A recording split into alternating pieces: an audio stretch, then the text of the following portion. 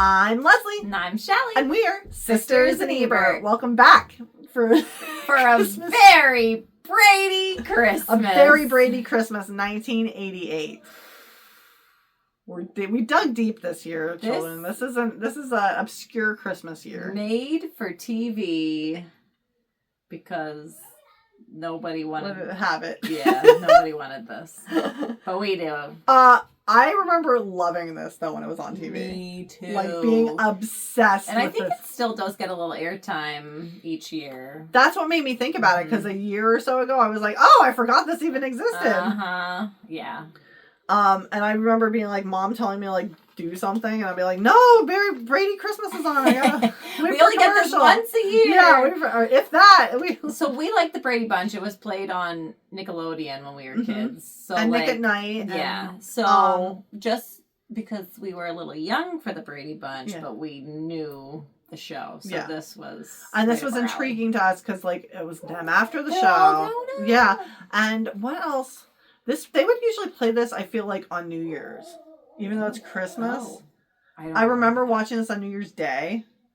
And then they would play the other one right after it, the other made-for-TV Brady movie. Mm-hmm. Those Bradys. They get around. Mm-hmm. This was the second one, or like the first. The first one was the girls get married. Yes. At a double wedding. Yes. And then at the house. And then this one, they're all like kind of a semi-established. And then the next one is where Bobby's like a race car driver. I do remember that. Yes. Oh, yes.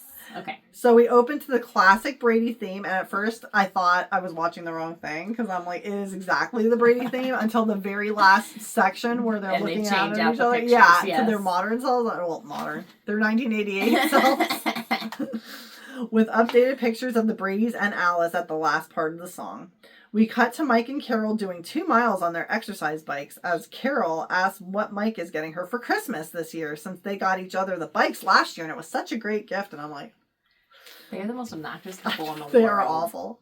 They're awful. And I thought, like, it would get better with the kids being gone. No, they're terrible. They've gotten, like, more way into worse. their faces. And I said, some great gifts there, Mike. It's keeping them alive. Yeah. They're fit. They're fun. Yeah. They're having a great time. And it follows him around the whole house bugging as she just finished 2 miles in flats. Did you notice that? No. She's walking around because she's got slacks on. And she's going to head right to the office after this. Probably. Yeah, she's a real estate agent now, which at least she has a job now. Mm-hmm.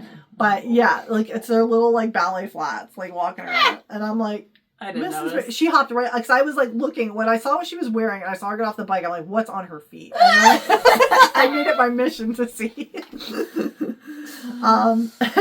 Carol is complaining that it's not fair.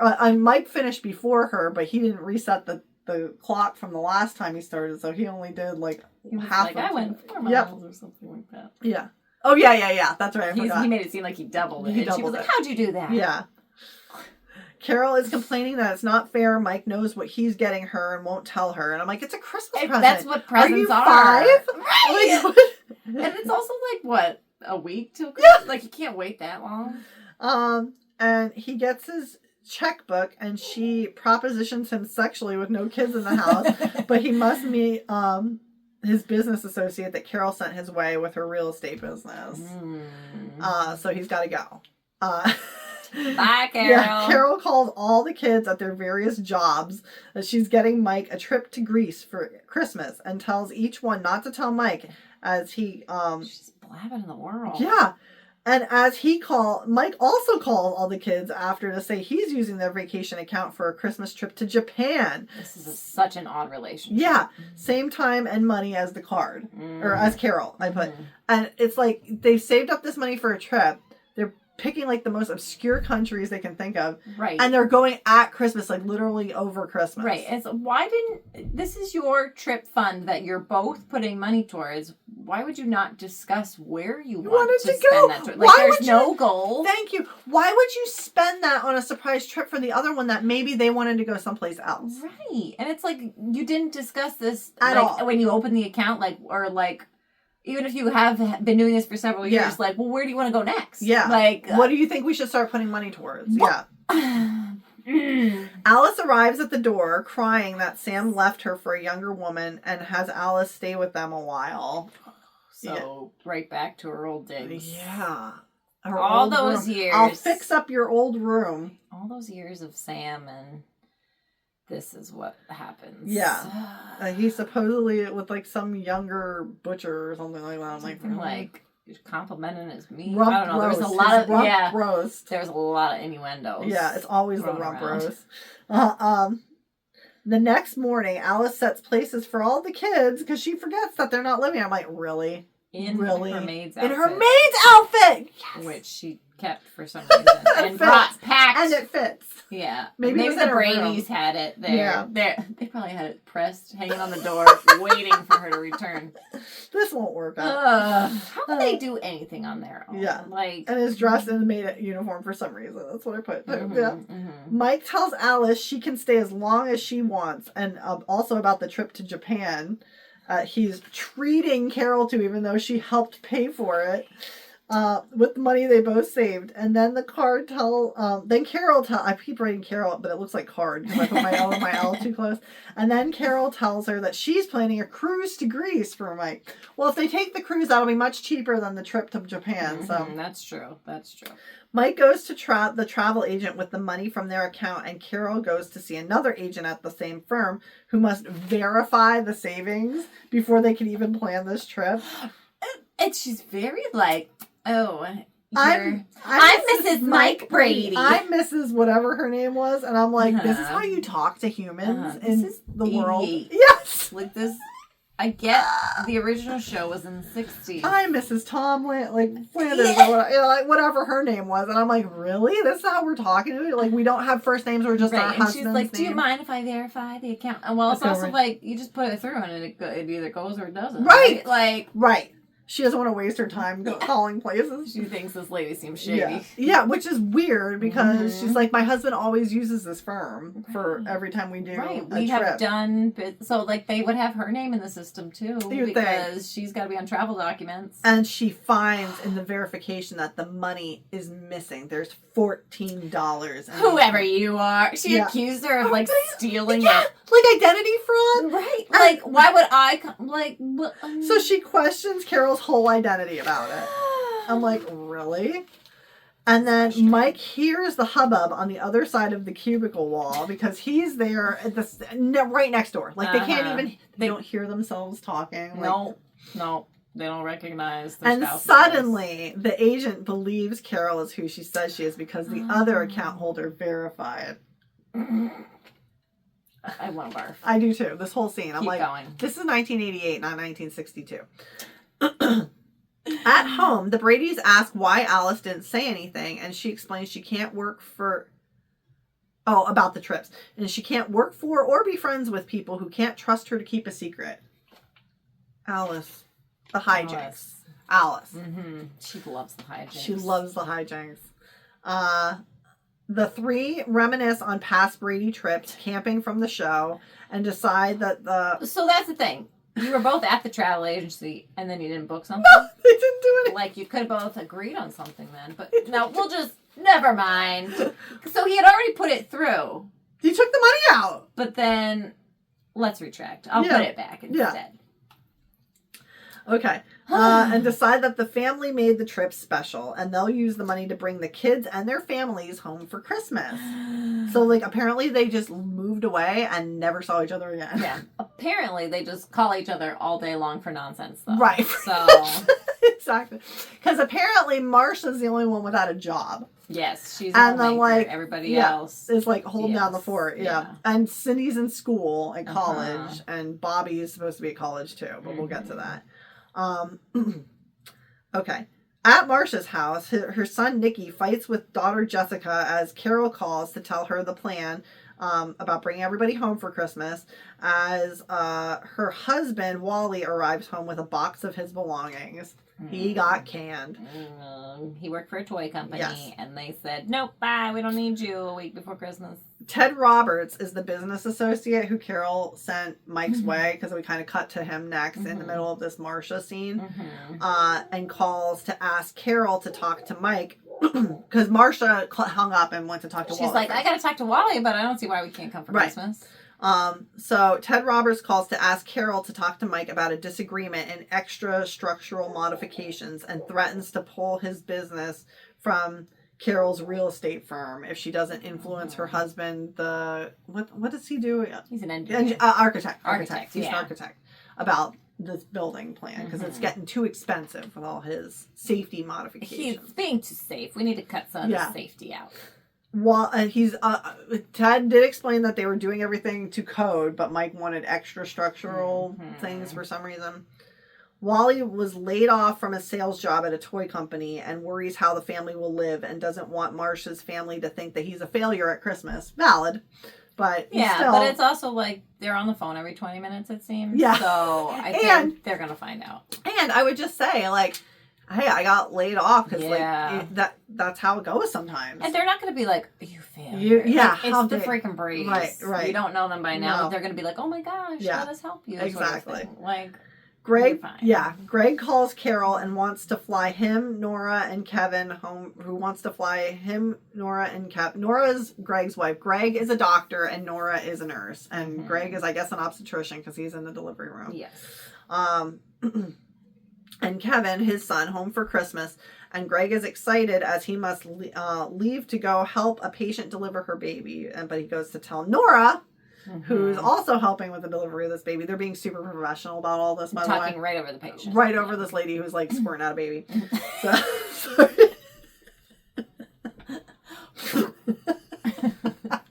And this lady was probably supposed to be, like, 26, and she looked to be about 50. Oh, my gosh. She was elderly. I thought I was a geriatric patient. Anne's husband was so obnoxious. He was awful. Because he's just helping. Interjecting in the Brady's to conversation. Greg and Nora's conversation, ignoring his wife completely.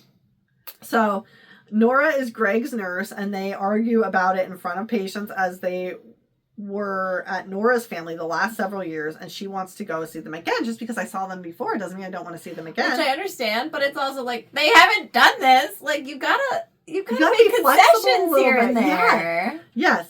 And they were at her house the past, like, 5 years. Right. And, like, obviously, you still want to see your family, but you maybe delay it a week or something. Like. And this is with the patient's husband interjecting suggestions. I didn't know about this. Cousins, you didn't say anything about cousins. About cousins. Yeah. Shush it. And he'll have 8 cousins from my siblings there, too. But I guess her favorite aunt is going to be there. Mm-hmm. Sounds like she's on death's door or something. Who knows? Carol has romantic dinner for Mike to talk about Ted Roberts' suggestions. She's like rehearsing with Carol will do whatever Mike thinks is best. It's weird. It's really weird. Really weird. And it's like, you're just the two of you in this house now. Like, and you don't, like, you're not at the point where you could just be like you're really putting on airs and setting up this also fancy. Just like, oh my gosh, Ted Roberts called me today. Yeah. Like, I would immediately be like, oh my gosh, he's trying to get me to do this. Yeah. Like, you do whatever you think is best. Right. You're the professional. You're the one who you're the expert. They call the kids that they haven't reached yet, and they reach Cindy as she's planning a final Christmas break with college roommate and agrees to go home without a fight and will miss the ski trip. Yeah, which this whole thing was the worst storyline in the world. We should also mention that this is the only not returning character. This is not Cindy. This is not OG Cindy. Do you know why? Yeah, because they weren't going to pay her anything. No. It was like diddly. No. It was filming was scheduled during her honeymoon in real life. Oh, that too, yeah. And they were going to pay her way less than everybody else. And I didn't read that. Yeah, it was both. She was like, it's not worth it for me. No, exactly. Yeah. So Mike arrives to a construction. Yeah, so like the whole, like it's new Cindy. She is also Gwendolyn from Charles in Charge, and she was in an episode of 90210 as well. And I feel like she was in something else because I remember saying this before that she. Like, it's been a while since you've thrown in some 90210 lore. She was in an episode with Steve where I think she was just having her whole character was very much the same in everything as she plays because like Steve's like rich and she's like getting him to buy her all these expensive gifts. And then he buys her, like, not an expensive gift to, like, try to test to see if she would like him even without buying an expensive gift. And sure enough, she doesn't. She would, And she's like, oh, you could have got me all these things in this jewelry store. And he's like, well. But I didn't. Yeah. Like, she's just the worst. Oh my god. In everything she plays. So here we are. So Mike arrives to a construction site and insists on larger safety measures, which is adding 10% more to the budget. He's acting like this is like doubling his budget. 10% more. Yeah. Right. For safety. Is there no other place you could cut? Yeah. Like, maybe check the carpeting. And Mike, furnishings of some sort. Mike tells him to find another architect if he needs to, which he does. Boom. So, yep. Cut Mr. Brady off the account. Peter, but he must have already gotten paid for some of this because he did a lot of work. Like, they're building the building. Yes, he had to have designed it. Peter is called into his boss's office and he tells her about his Christmas plans, despite his boss Valerie calling him out on being insecure that she's the boss and not him. It's revealed that she is his girlfriend. And then they make out on company time. It's heated. It's heated. Bobby comes up with an answer about a problem with his race car. We cut to him at a racetrack. And he gets a call from Mike on the payphone there. Yep. That's the number that he left on his answering machine to call him at if he needs to. And, yeah. And he gets a call from Mike about Christmas and lies about being at the library. He's really supposed to be at grad school. You hear, like, engines revving. He's like, there's a lot of work going on at your library, and he's like, oh, they're doing construction. I'll call you back later. He's like, no, I'll just talk louder. Yeah, I'll just scream into the phone instead. And Bobby really dropped out of grad school, and will tell them after he wins the Indy 500 someday. That's when because his like guy who's working on his car, whatever they're called, pit crew, I don't know. Yeah, somebody. He's like, when are you going to tell your parents? And he's like, when I win the 500. Yeah. And so, okay, so I feel like Bobby, this isn't so bad though. It's grad school. It's not undergrad. He's got a degree in something. Sort of degree. Yeah. So, okay. But he's like freaking out about telling his parents too. And then Mike gets off the phone. I don't know how kids can concentrate with all that noise in the library. I'm like, oh my gosh. So at Jan's apartment, they're the most naive people. At Jan's apartment, well, it happens when you have a lavender marriage. So. Yeah. Although at Jan's apartment, Philip is moving out, and that's her husband, and somehow gets sucked into going along to Christmas. Is the double wedding, right? With the whole family, and doesn't tell them that they're separated. So I feel like that's even worse than not telling them about Wally's job. Like, Wally's job, whatever. Like, that's understandable that you don't want to tell him. You can't deny a marriage. Yes! Like, and they're hostile to each other. Like, Jan is being like a brat about him moving out. I mean, I never really liked Jan. No, and her hair is awful in this movie. Yeah, it hasn't gotten better. No. And like, he's no prize pig either. Like, he's balding, but he's like a professor who does like he works all the time and does all this research. I don't know. So he gets sucked into going along. Back to Nora and Greg, proposes that Greg and Kevin go see the Bradys, and she will go to see her long-lost aunt at her family's house, and gets caught smooching by the same nurse that delivered Moses. Because, like, this lady looks so old, like this nurse that walked in. She is. And she should definitely be retired. Yeah, and she was shocked, and like she doesn't know they're married. Like, right, like obviously, if you're working for the doctor, you know everything about the doctor. Like, oh, that's the doctor's wife. We gotta be nice to her. You also know their last names, and we gotta be nice to her because she's the doctor's wife. You know, like. Right. They're not exactly hiding their marriage from their colleagues. But he's pretending to teach mouth to mouth to this nurse because a nurse wouldn't know that. Right. And that's not in the right position. Yes. Not even close. So Alice goes to the airport to pick up kids in a montage as Mike and Carol set up their sleeping quarters. And they're just moving cots and mattresses like all over creation. It's also like, these kids had bedrooms. Yeah. But like, well, they haven't been home in 10 years, so they... What's in Greg's attic? Where's Cindy sleep when she comes home? They don't address it. No. Outside. Yeah, Greg's attic. I forgot about that. Maybe she's in the attic. Maybe. Who knows? Maybe. She's probably with the kids somewhere. Sleepover. I don't know. And Carol set up sleeping quarters, and of course, no one helps elderly Alice carry all these bags and crap. They're just letting Alice grab everything. Yes, all these Brady Alice boys. Looks like she's ready to drop over. These Brady boys were not raised right. No, they didn't know to pick up the luggage out of the Well, they had a maid, and their mom just did who knows what, so, I mean... Peter and Valerie are first to arrive. Peter and Valerie, I win. Peter and Valerie, I win. What a great... What?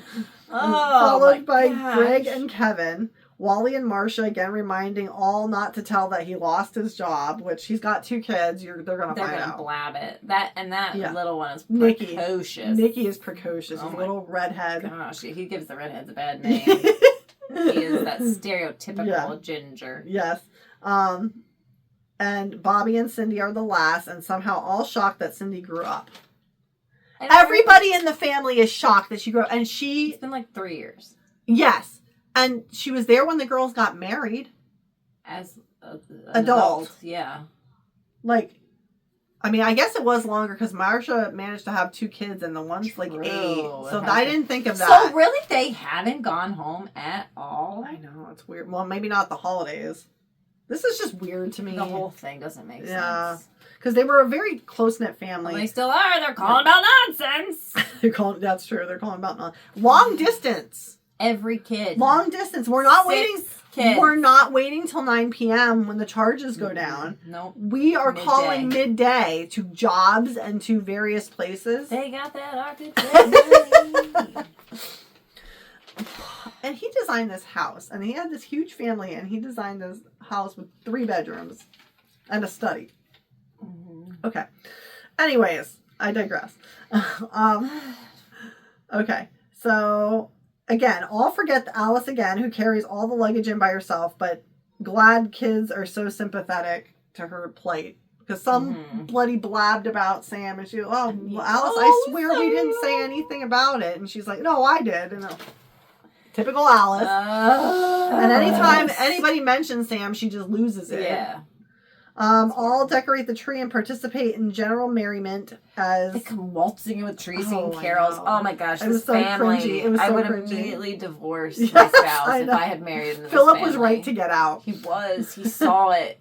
He knew. Carol and Alice make eggnog and infantilize Cindy as the men return with a tree, and Mickey pushes the limits. Pushing my buttons this whole movie. Yeah, because they're like, Cindy, do you want to stir the eggnog? You love stirring the eggnog. And I'm like, are we really doing this? Yeah, like it. Okay, so again, all decorate the tree, participate in general merriment, as Mike remarks how lucky Wally is with his job getting holiday toy discounts. Because that's how it works. Yeah, when you're in sales. Yeah. Like, I know. He's a glorified consultant. Yeah, exactly. He's not touching a toy. Like, he's probably not even a real employee at the company. He's just one of those adjunct employees or whatever that they can keep on, but they can you whenever it's convenient. Wally laments unemployment to himself, and Bobby brushes off... Yeah, he's talking to himself. And Bobby brushes off Carol asking about finals. Kids shake presents, and Mike can't stand them saying they're cute when they're asleep, and then chases off Jan, Philip, and Peter talking about kids and marital bliss. And I'm like, so you hate your grandkids, but you wanted them there because like he hasn't shown any affection to any of these kids. Neither of them have the entire time. No, because they haven't seen them in 8 years. They don't know who they are. That's true. So Greg misses Nora, and Alice loses it when Sam is mentioned again. Brady's keep singing Christmas carols. Like singing Christmas carols. Full out. Not on the stereo, to themselves. Yeah, they're just starting them. Wally is an unemployed buzzkill that night, and Jan makes Philip sleep on the floor because they were supposed to be like sharing a bed. And I'm like, you can't sleep butt to butt for one night. Right. One night. And he did you this solid by coming and putting on this farce. Like, if you really can't stand it, you go on the floor. Yeah. She's such a butt. Oh my gosh, she's awful. Her jammies, they're like a silk shorts and tank top number. She was trying to get him back. That's her big guns. You know it was. It was. With that helmet hair. Picture Sally Field and Steel Magnolia. That's Jan's hair. But blonde. Peter asks if Bobby minds being called Bobby and reveals... because that's my name. Like, you've been calling me it my whole life. And reveals extensive knowledge, because Bob's so much better.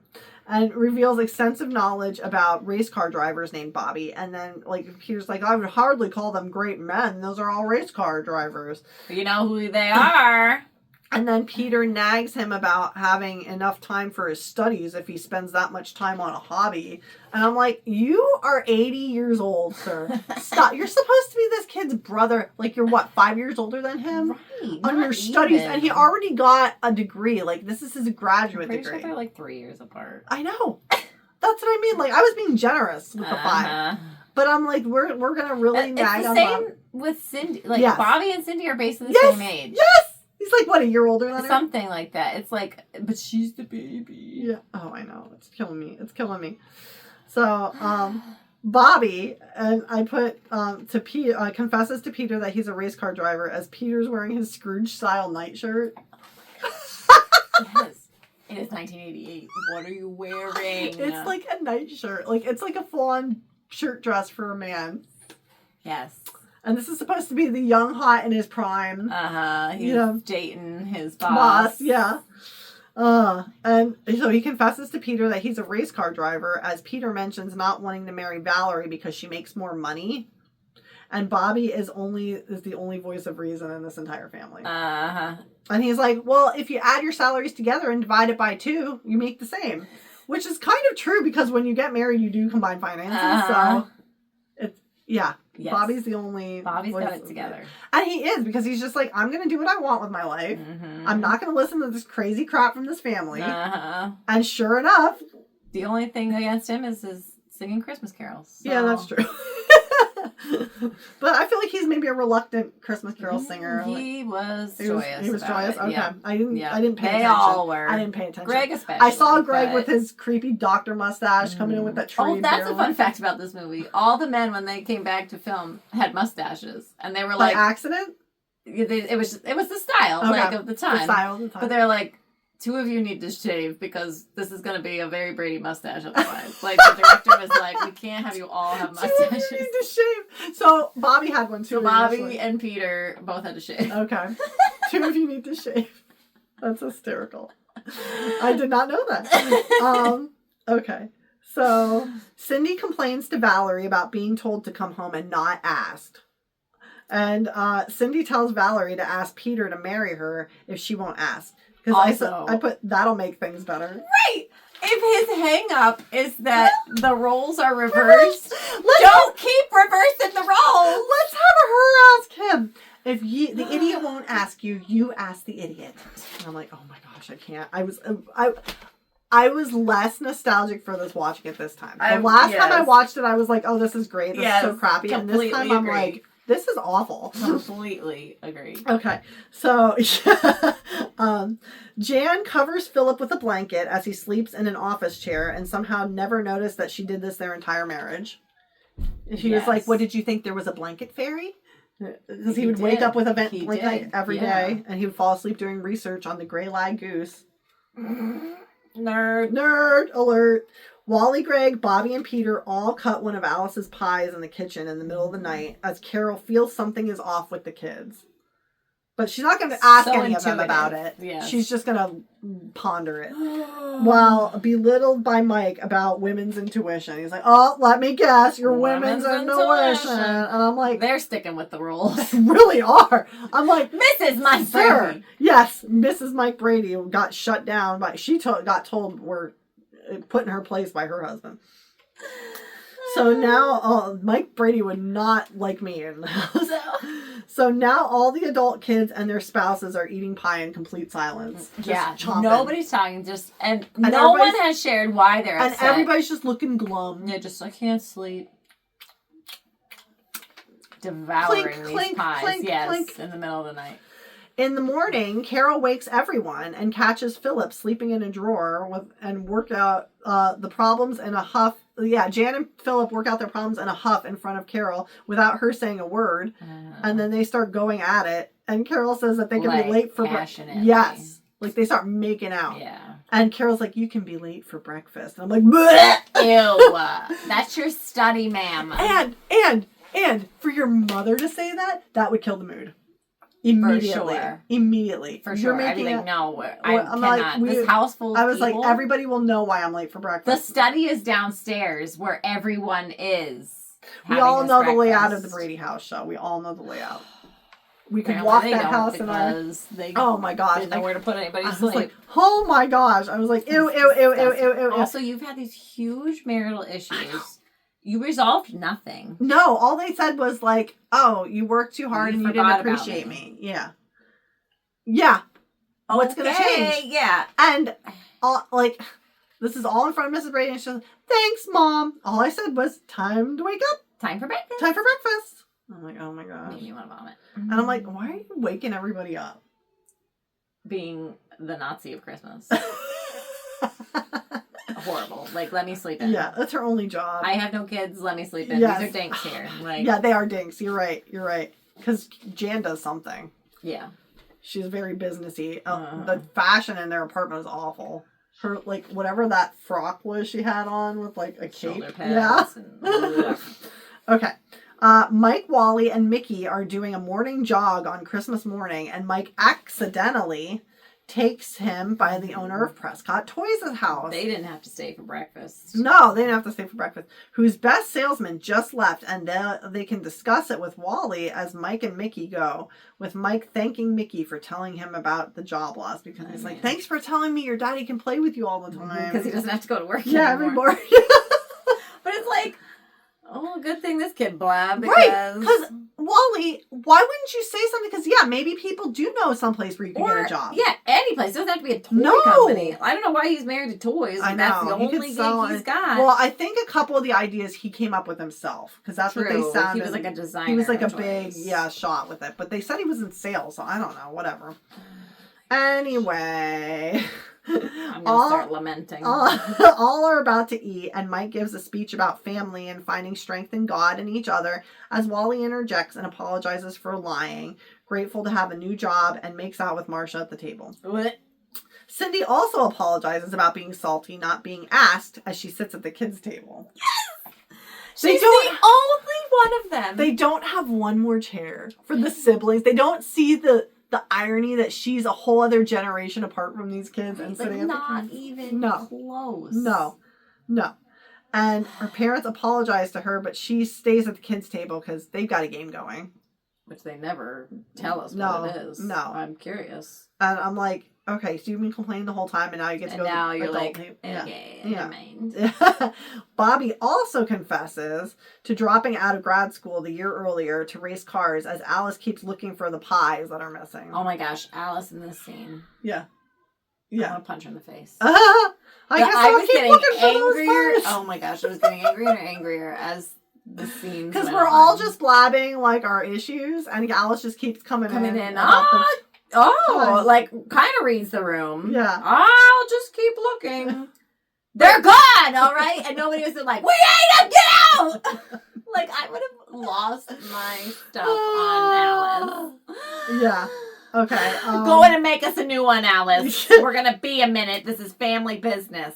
Mike and Carol accept the news, but Carol's worried about Bobby's safety, but tells him to be careful. And Bobby, when... I can't. I don't think I'll ever watch this movie again.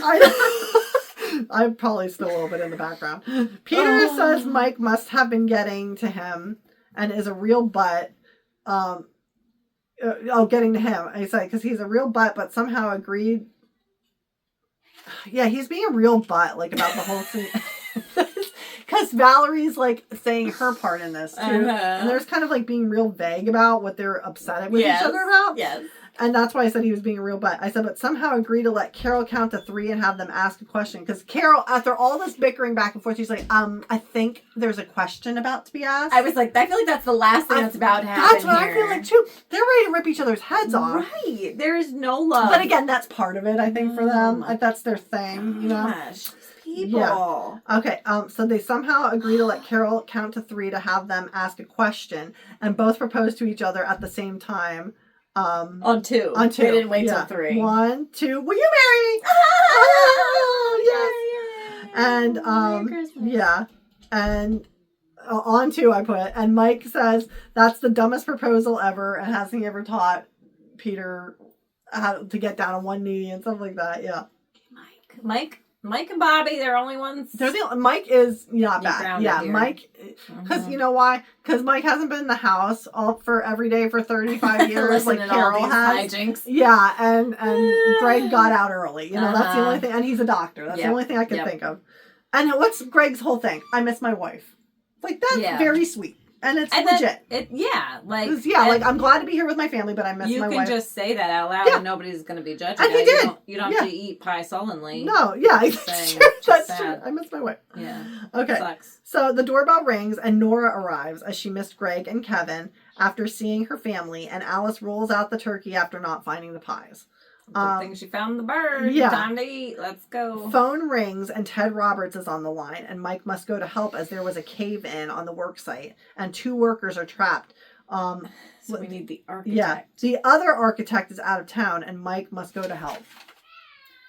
How convenient. No, you know what you call? The fire department. Yes! Not the architect.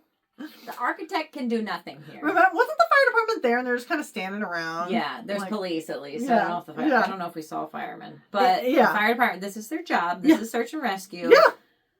You hand them the blueprint and you say, this is what we're doing. Yeah. Yeah. This is what we're working with. The man has the blueprint. He doesn't need Mike Brady to bring that to him. So Mike starts taking off his jacket or whatever and going and sweater and going to pick out.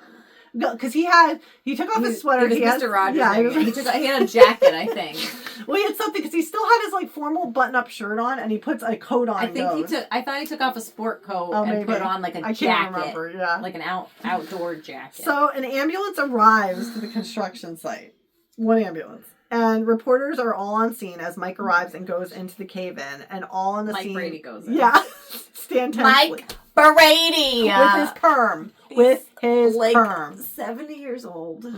Mike can hear men. Well, I think he was younger than 70, but we like to think he was 70.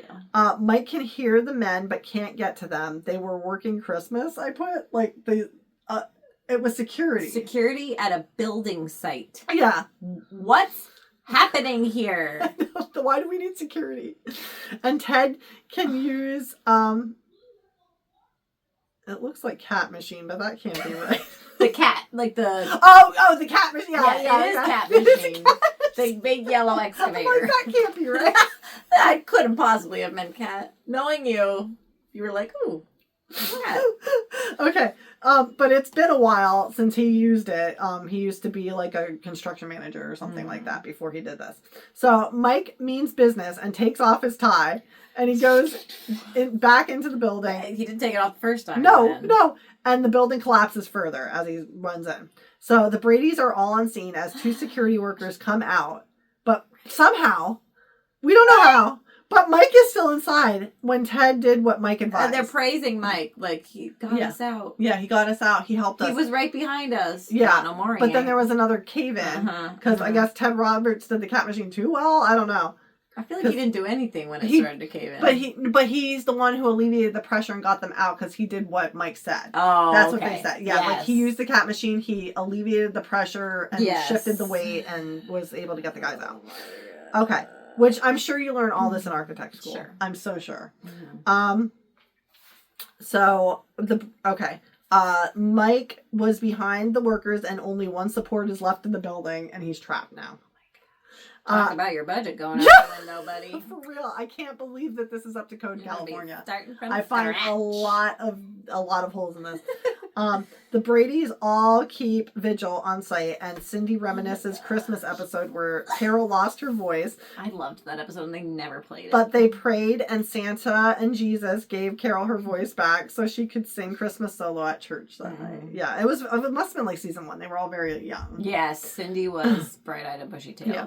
Adult Cindy wishes she still believed in Santa after a childhood flashback, but you still believe in Jesus, right? So pray to Jesus, because you even said, like, you know, God gave you your voice, like, back and everything like that. But so she wishes she believed in Santa after childhood flashbacks as Carol starts singing, "Oh, come all you faithful" outside, and the family joins in. Mike hears from inside and miraculously walks out unassisted by himself somehow. Somehow he got himself out of the rubble. Yep. The voice of an angel, Carol Brady. Without any further, like, moving of dirt or anything. He just needed that siren song. Brought him out. Can you imagine that being like the person you most like are like lust after? I mean, she has a beautiful voice, but she's majorly AF. It is not what you would imagine. Okay, like somebody being like, oh, like when you think of like a hot mermaid or something. I don't know. Okay, I'm just picturing now a mermaid with her siren song with her head. Her perm. Yep, with her perm. Okay, because they have matching perms now. Okay. Reporter reports that it was a miracle and notices that the street sign just then, another miracle on 34th Street. That night, all are at home eating reheated Christmas dinner, and kids confess to eating all the pies the night before. So we were staying outside forever, and we never told Alice about these dang pies. They didn't feel it was the right time. She was already upset enough about Mike and Sam and everything. The doorbell rings, and Santa is there with a present for Alice, and reveals himself to be Sam, and asks Alice to have Christmas spirit, and for Alice to take him back. And she caves like Ted Roberts construction site.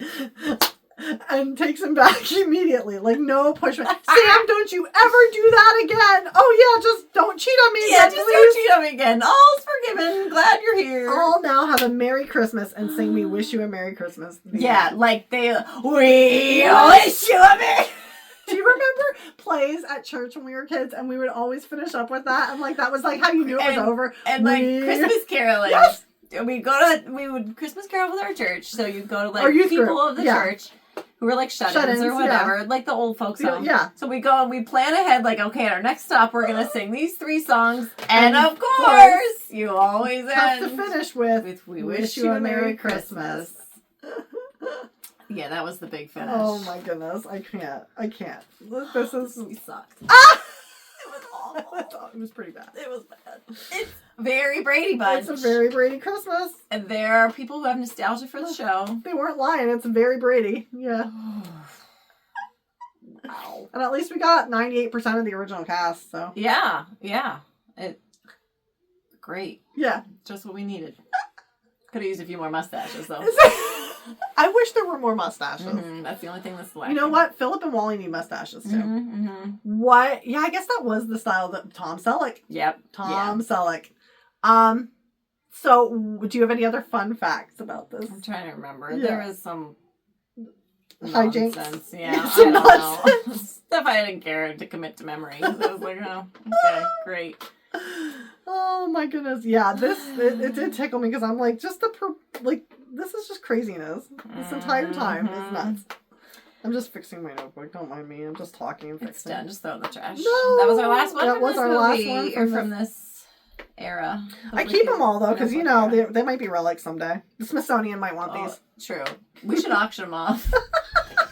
I'm sure there'll be lots of people that want to buy them.